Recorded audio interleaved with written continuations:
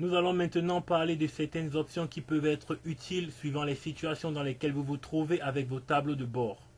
Ce sont des options auxquelles il faut faire attention quand on les manipule parce que certaines s'appliquent à tous vos fichiers, ce qui veut dire qu'il faut aller les recocher suivant les situations. Donc voyons les options en question. On va dans Fichier, Options, et puis on va commencer ici par l'onglet Formule. Effectivement, il faut savoir que lorsqu'on fait des tableaux de bord ou des dashboards en anglais avec Excel, souvent on a des formules un peu compliquées et qui, suivant l'entourage qu'elles ont, les cellules et les formules compliquées, Excel va considérer qu'il y a des erreurs.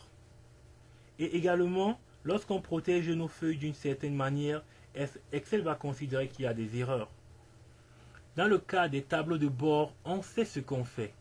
On sait que ces erreurs n'en sont pas. Donc en fait, on va désactiver la détection des erreurs les plus courantes. Donc c'est ce que je viens de décocher à l'instant. Et comme ça, on sera tranquille, mais il ne faudra pas oublier de les recocher quand vous fermez vos fichiers pour travailler dans d'autres fichiers. Ensuite, on clique sur l'onglet Enregistrement pour décocher l'enregistrement automatique, car vous pouvez avoir des fichiers Excel avec une quantité massive de données et à ce moment-là, avoir l'enregistrement automatique activé n'est pas subtil parce que ça va bloquer votre fichier Excel pendant des dizaines de minutes. Donc, il vaut mieux décocher cette option.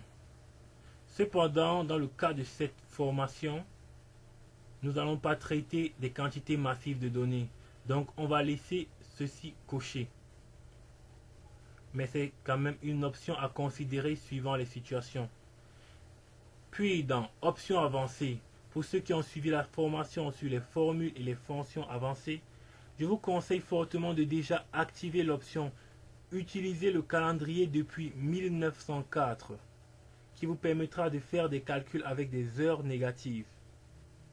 Voilà, ça c'est tout pour les options qu'il y a dans cette boîte de dialogue.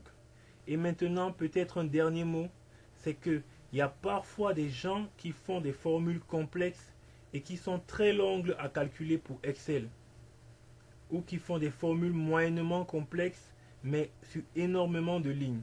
Ce qui fait qu'à chaque fois qu'une valeur est changée dans une des feuilles ou que les sources de données sont mises à jour, eh bien, dès que une des informations est mise à jour, Excel, vous le savez par défaut, recalcule et met à jour toutes les feuilles. Or, si une des feuilles vous pose problème, parfois il vaut mieux passer en mode de calcul manuel.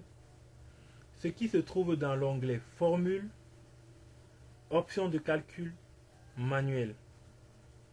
Par contre, vous devez savoir que quand vous êtes en mode manuel, Excel ne calculera plus rien de façon automatique.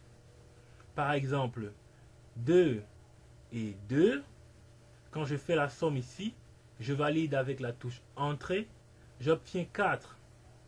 Et puis, si j'écris par exemple 3, vous voyez que maintenant on a quelque chose d'extraordinaire. C'est que 2 plus 3 donne 4. En fait, c'est parce que le mode de calcul manuel est activé. Donc, soit on appuie sur la touche F9 du clavier, ce qui force la mise à jour, soit on va aller dans le bouton qui s'appelle Calculer maintenant et on clique là-dessus.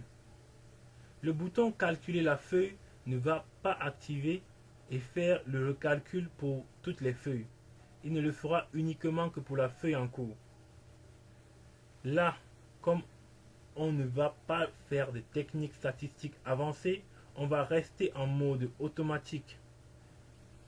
Voilà quelques options fondamentales à connaître avant de commencer à faire des business scorecards ou des dashboards équivalents au tableau de bord en français, et éventuellement avant de déployer vos fichiers.